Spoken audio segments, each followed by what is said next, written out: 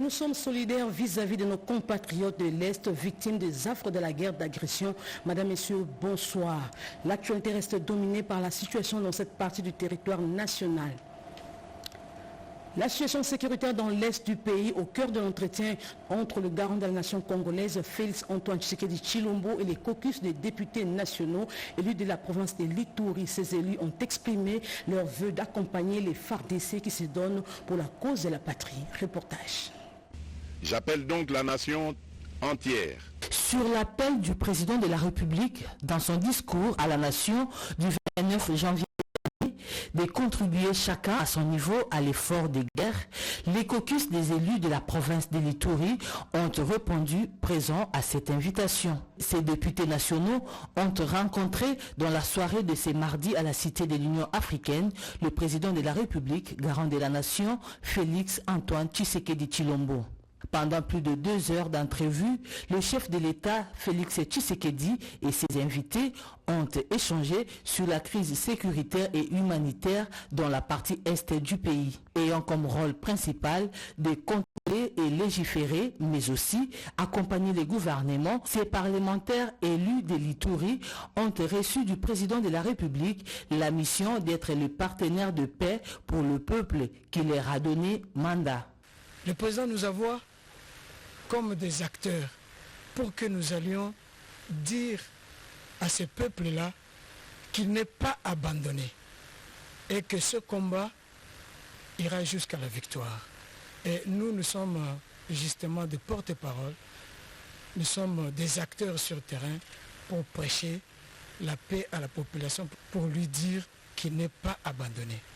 Nous devons nous mobiliser derrière le président de la République pour que, voilà, demain, nous puissions recouvrer la paix. Ces élus du peuple ont par ailleurs formulé quelques recommandations qui constituent pour eux un moyen d'apporter leur contribution visant à mettre définitivement fin à cette guerre. Et dans le cadre d'accompagner le président, l'excellence, le président de la République dans sa mission de lutter pour la paix, il y a d'abord cette session extraordinaire qui a été convoquée, où nous tous nous prenons part. Et à travers cette session parlementaire, il est question de formuler des recommandations pour permettre au gouvernement de prendre des décisions idoines afin justement de permettre à notre force armée justement d'être dans les moyens utiles pour protéger l'intérêt de notre territoire. Au-delà de ça, c'est la sensibilisation. Comme je l'ai dit au départ, sensibiliser dans plusieurs ordres, évidemment. Vous avez suivi plusieurs cadres aujourd'hui, que ce soit les députés nationaux, que ce soit même les membres du gouvernement, passer à travers plusieurs médias, demander d'abord ce soutien indéfectible à notre armée. Aussi soutenir nos patriotes et les Wazalendo. Ce sont des gens aussi qui s'adonnent pour la cause de notre pays. Les députés nationaux élus d'Ituri ont lancé un message d'espoir à la population congolaise de gagner cette guerre qui nous a été imposée injustement par le Rwanda et invitent la nation entière à s'aligner derrière le président de la République pour lutter contre ces agresseurs.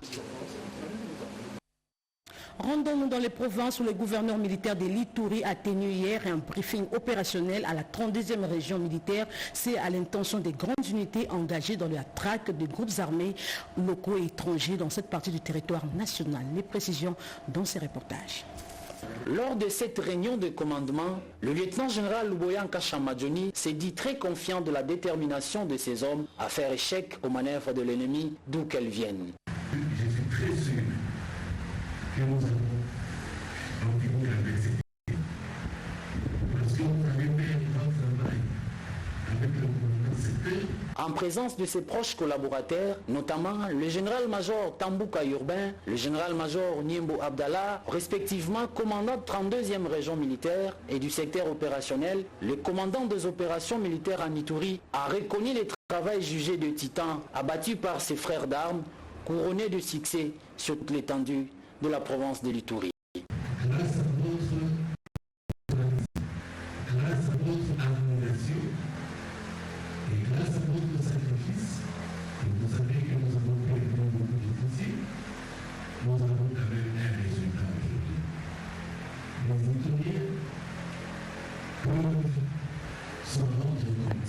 Reconnu pour sa détermination et son engagement à la nation, le lieutenant-général Luboya a exhorté ses compagnons d'armes d'être fidèles et loyaux, associés à la discipline, surtout d'aiguiser l'esprit patriotisme, critère du succès au sein des forces armées. L'une des demandes du président de la République et chef de l'État, Félix Tshisekedi Tshilombo, a envie de mettre hors d'état de nuire l'armée rwandaise et tous ses alliés.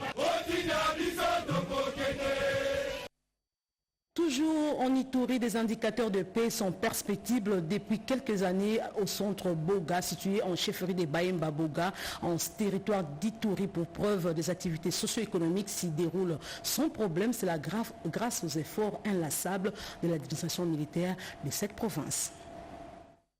Avant l'instauration de l'état de siège, cette entité située au sud du territoire du Roumo était un mouroir à cause de l'activisme accru de rebelles ougandais d'ADEF. Mais grâce aux opérations militaires sécurisées et protégées sous le commandement du lieutenant-général Luboya Nkachamadjoni, le calme y est revenu, reconnaît les coordonnateurs de la société civile dans cette entité. Nous avons constaté déjà un pourcentage là très élevé des retours de la population qui étaient ailleurs de notre entité, mais qui sont déjà sur terrain. C'est un signal fort que nous voulons encore remercier le gouvernement. Ils ont mis les batteries en marche pour essayer de stabiliser la calmie sur notre étendue de la chefferie. La jeunesse, elle, reconnaissante des efforts de l'administration militaire, ne voudrait aucunement perdre cette quiétude retrouvée. Avec la coalition de la FARDC avec UPDF, en tout cas, nous marchons ensemble, nous travaillons ensemble. Par rapport ici à un problème, nous appelons notre force. Quand même, la situation est calme en général. Le lundi 3 février courant, l'administrateur du territoire du Roumo a tenu sur place une réunion locale de sécurité élargie aux forces vives. Objectif, mettre en place le mécanisme pour barrer la route aux ennemis de la paix durant cette période de l'agression rwandaise où les forces armées sont résolument décidées de restaurer l'autorité de l'État sur l'ensemble de la République démocratique du Congo. Dans le Haut-Ouélé, précisément en Isiro, le gouverneur Jean Bakometo a procédé au lancement officiel de l'opération de collecte de fonds pour soutenir les forces de guerre. Commentaire Nathalie Mboula. C'est le numéro 1 du Haut-Ouélé, toujours fidèle au mot d'ordre du chef de l'État Félix-Antoine Tshisekedi Tshilombo, qui lance personnellement cette vaste opération de collecte de fonds sur l'ensemble de son entité afin de participer à l'effort de guerre face à l'agression barbare de notre pays par les sanguinaires rwandais Paul Kagame et ses supplétifs terroristes du M23. La grande salle Monseigneur de Wilde de la cathédrale catholique d'Isiro a servi de cadre ce lundi 3 février 2025 à cette campagne citoyenne. L'honorable gouverneur Jean Bakometo Gambou explique. Nous sommes sensibilisés toutes les structures de la province sur la nécessité de soutenir nos forces armées, le FARDC, le Wazalendo et même la population du Nord Kivu qui fait face à une agression barbare du Rwanda, ses supplétifs du M23 et AFC. Nous devons être tous mobilisés derrière le commandant suprême, le président Félix-Antoine Tshisekedi. Et chacun des responsables est appelé à sensibiliser sa base, à sensibiliser son parti, son regroupement, sa structure, à sensibiliser la population sur l'amour du pays, le patriotisme, la vigilance. On a également essayé de lancer la campagne de soutien par le moyen financier, par la prière, par tout ce que nous pouvons avoir qui peut apporter quelque chose dans la lutte contre nos agresseurs. Signalons que séance tenante, le registre ouvert à cet effet a connu les premières souscriptions en espèces sonnantes. Le tribunal de commerce de la province du Lualaba a également apporté son soutien aux forces armées de la République démocratique du Congo pour la collecte des fonds de l'effort de guerre. Le tribunal du commerce et celui du travail des Kolosi dans la province du Lualaba se sont rappelés de tous les compatriotes fauchés par la guerre d'agression rwandaise qui sévit dans la partie est du pays, avant d'adresser un message de compassion aux populations victimes et exprimer leur soutien aux vaillants FARDC qui se battent pour défendre l'intégrité du territoire national. C'était au cours d'une cérémonie d'échange des vœux 2025 qui a eu comme objectif l'évaluation des activités réalisées en 2024 et faire une projection de la nouvelle année pour les bons fonctionnements de la justice. Notre activité était principalement axée sur les vœux 2025. Mais avant de commencer, nous sommes pendant les temps de guerre. Notre pays est agressé par le Rwanda particulièrement. Il fallait qu'on puisse se rappeler de tous nos frères et sœurs qui sont morts à Goma. Comme on a fini l'année 2024, il fallait qu'on puisse faire une évaluation de ce qu'on a réalisé en 2024 pour projeter les activités de 2025. Je n'oublie pas les difficultés que traversent nos compatriotes à l'est de la République démocratique du Congo à cause de la guerre injuste nous imposée par les impérialistes par le biais de leurs sous-traitants bien connus. Cette activité a permis aux acteurs judiciaires de la province du Lualaba de faire une introspection sur les bons fonctionnements de leurs institutions pour l'intérêt de la population malgré les contextes difficiles de la guerre qui sèment la mort et la désolation à l'est de la République démocratique du Congo. Au sud du Bangui, des jeunes recrues pour l'enrôlement à l'armée ont été embarqués volontairement pour une formation à Kinshasa, la capitale. Plus de précisions dans ce reportage. 517, c'est le premier lot des recrues embarqués à l'aéroport de Guébéna ce mardi 4 février pour Kinshasa, d'où ils vont être conduits dans les centres de formation militaire. Le gouverneur de province, Mobonga Lobomiché, et le commandant secteur opérationnel Nord-Équateur, le général Isaac Lamouisseni, étaient tous deux témoins de l'événement d'embarquement de ces jeunes garçons et filles du sud Bangui qui ont répondu favorablement à l'appel du commandant suprême des FARDC pour aller servir sous le drapeau et bien sûr défendre l'intégrité du territoire national face à l'agression rwandaise. Déterminé à réaliser le score tel que souhaité par le VPM Bembagumbo lors de son message aux jeunes du Sud Bangui, le gouverneur Mobonga livre ici ses impressions. Nous sommes venus emboîter les pas, relayer le message, la volonté du chef de l'État qui a demandé à tous les fils et les filles de la République démocratique du Congo de rejoindre nos FARDC. Aujourd'hui, nous avons déjà embarqué plus de 500 personnes pour la formation, rejoindre nos armées, afin que nous puissions garder l'intégrité de notre pays. Voilà pourquoi je suis ici, être témoin moi-même de l'événement qui se passe ce soir. C'est toute la journée qu'on a passé la journée ici et nous sommes contents de voir nos jeunes, je vois la motivation des Sud-Oubanguiens et des Sud-Oubanguiennes pour cet recrutement qui ont.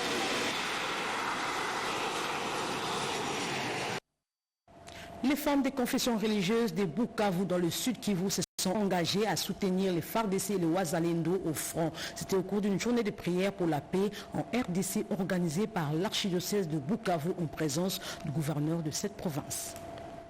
La population du Sud Kivu est appelée à l'unité, au soutien aux militaires des FARDC et aux Wazalendo qui se battent au front contre les rebelles du M23 soutenus par les Rwandais. Appelle aussi à la protection des biens communs et privés en cette période où l'insécurité sévit dans la partie est de la République démocratique du Congo. Le message est du vicaire général de l'archidiocèse de Bukavu, Monseigneur Floribert Pachimbe, représentant personnel de l'archevêque de Bukavu, Monseigneur François-Xavier Maroy Roussengo. Une prière organisée par l'archidiocèse de Bukavu et qui a regroupé des milliers de femmes de différentes confessions religieuses de Bukavu et des environs. Le culte a débuté par une prière d'ensemble pour la paix, suivie d'une minute de silence observée en mémoire des victimes de la guerre imposée par les Rwandais à travers le M23. Différentes autorités présentes à cette prière, notamment le gouverneur de Sud Kivu, le professeur Jean-Jacques Pourou Sadiki, la chef de division provinciale du genre, famille et enfants, Jacqueline Gengele Ishilungu, Madame Nene Bintou Iragi, présidente du bureau de coordination de la société civile et le vicaire général de l'archidiocèse de Bukavu, Monseigneur Floribert Bachimbe. Tous ont parlé du contexte actuel de la guerre imposée à la RD Congo par les Rwandais. Tous les intervenants à cette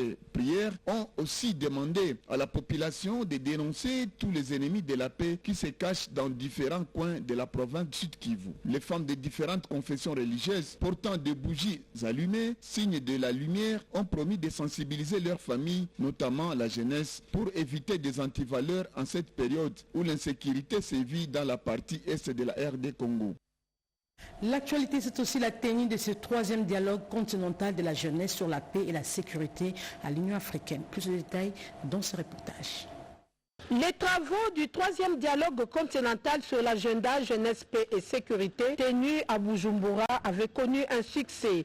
Organisé par l'Union africaine sous le haut patronage du président Évariste Ndayishimiye, champion de cet agenda auprès de l'Union africaine. La RDC y a pris part active, conduit par la ministre Noëlla Ayeganagato à ces assises dont les travaux avaient pour thème renforcer les capacités de la jeunesse africaine pour la paix, l'éducation, pour la coordination renforcée comme catalyseur du programme continental pour la mise en œuvre de l'agenda jeunesse, paix et sécurité. C'est dans le souci d'évaluer la mise en œuvre de l'agenda dans les États membres de l'Union africaine, mais aussi la mise en place des plans d'action nationaux conformément à la résolution 2535. Le dialogue continental, c'est une occasion aussi d'échanger ses expériences et de se conseiller mutuellement. Les panels d'experts de la résolution 2250, chapitre de la RDC, avaient exprimé sa pleine disponibilité à soutenir les États désireux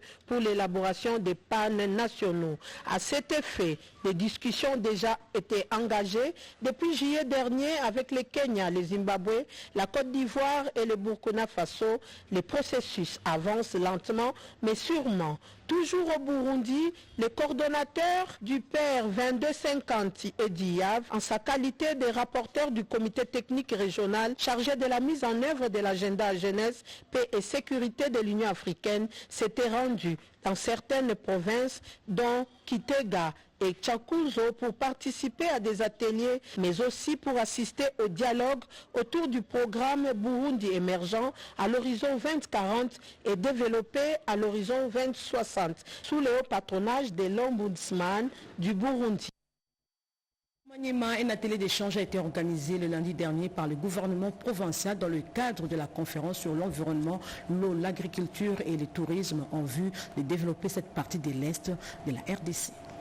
Cet atelier d'échange a permis à Maître Florio Okanjo, secrétaire exécutif de l'Agence de facilitation des transports transit du corridor central, et Mme Hélène Koro, directrice et garantie pour l'entrepreneuriat au Congo, d'exposer les premiers sur le projet intégrateur du chemin de fer Tanzanie-Burundi-RDC qui a pour terminus la ville de Kindu et l'autre sur le financement des projets de jeunes et femmes. Entrepreneur du Maniema prend le projet pour son excellence Moussa Kabankoubi Moïse, chef de l'exécutif provincial du Maniema. Ces deux projets sont une vraie opportunité pour le développement de son entité. Et comme vous le savez, c'est aujourd'hui que nous allions débuter notre conférence, la deuxième, sur l'environnement, le tourisme, l'agriculture et l'eau. Mais pour des raisons logistiques, cette conférence a été reportée. Mais nous félicitons nos deux intervenants qui avaient déjà répondu à notre invitation. Les questions qu'ils ont abordées sont transversales. La conférence que nous venons de reporter, c'est la deuxième conférence. On est en train déjà de finaliser le thème de référence de la troisième conférence qui va porter sur les secteurs sociaux. Et la quatrième conférence, d'ici là, on va commencer à rédiger le thème de référence qui va porter sur la paix et la sécurité au Maniema. En Équateur, les magistrats civils et militaires de la Cour d'appel ont renforcé leurs capacités sur les règles d'éthique et de la déontologie judiciaire. Mimi Etaka et Fiston Bokoua ont signé ces reportages. Cet atelier qui se tient dans la salle de réunion de l'INPP, Institut national de préparation professionnelle, vise le renforcement de capacités de magistrats civils et militaires du ressort de la Cour d'appel de l'Équateur et de la Cour militaire de l'ex-province de l'Équateur. C'est référent au guide pratique de procédure disciplinaire de magistrats version actualisée en août 2024. Cet atelier se substitue sur deux volets. La sensibilisation de magistrats civils et militaires sur les règles d'éthique et de déontologie professionnelle. Ensuite, la formation sur la procédure disciplinaire de la Chambre provinciale de discipline. Le Conseil supérieur de la magistrature a lancé une campagne de renforcement des capacités des magistrats civils et militaires à travers le pays dans les ressorts de différentes cours d'appel pour essayer un peu d'améliorer le rendement des magistrats en application de leur code d'éthique et déontologique Et ce premier module est soutenu par un autre sur la procédure disciplinaire. Comme vous le savez, dans un corps où il n'y a pas de discipline, le rendement du travail ne sera pas positif. Et ensuite, le but de cette campagne de formation, c'est réhabiliter cette confiance de la population en la justice. Notons que cet atelier de 2 jours, à l'intention de 35 participants, est dispensé par une équipe de 3 magistrats du Conseil supérieur de la magistrature, dont Baudouin Kipaka, conseiller à la Cour de cassation, Sylvain Kalouila, avocat général près la Cour de cassation, et enfin le magistrat Litras Makonga, membre du secrétariat permanent et superviseur du dit atelier. Sachez que le gouvernement de la province du Mai-Ndombe a présidé pour la première fois la cérémonie de prise d'armes à Inongo. C'était devant les FARDC et la police nationale congolaise. Plus de détails dans ces reportages. C'est sous une ambiance conviviale que la cérémonie de prise d'armes s'est déroulée dans la province de Mai-Ndombe, dans le sud-ouest de la République démocratique du Congo. Plusieurs personnalités étaient présentes pour honorer cette cérémonie solennelle. Le commissaire divisionnaire de la province du Mai-Ndombe, le général Karawa Dengamo, lui, a officiellement présenté le nouveau gouverneur de la province et son vice devant la police nationale et les forces armées congolaises. Officiers, sous-officiers, agents de police, vous obéirez à tout ce qu'il vous dira. Quant à lui, le gouverneur Koso Kevani Lebon s'est adressé aux policiers et militaires pour les efforts fournis et à bannir certains comportements tendant à ternir l'image des forces de sécurité. Surtout pour la police, les alliés ont discipline. Discipline na oyo mideko mobeko elobi discipline na oyo bakonzi bazali koyebisa kopesa lokola mitindo esengeli kotosa yango pe kotambola na molongo parce que bozali na kati ya mosala oyo ezali donc la force de l'ordre. La police est apolitique, c'est-à-dire policier akotaka na makambo ya politique idée. Signalons que la dite cérémonie de prise d'armes s'est clôturée par une parade militaire en l'honneur du gouverneur de province et de son vice. Dans la province de la Tchopa, par contre, il y a eu remise de matériel pour l'assainissement de la ville de Bouende. Découvrons ce reportage.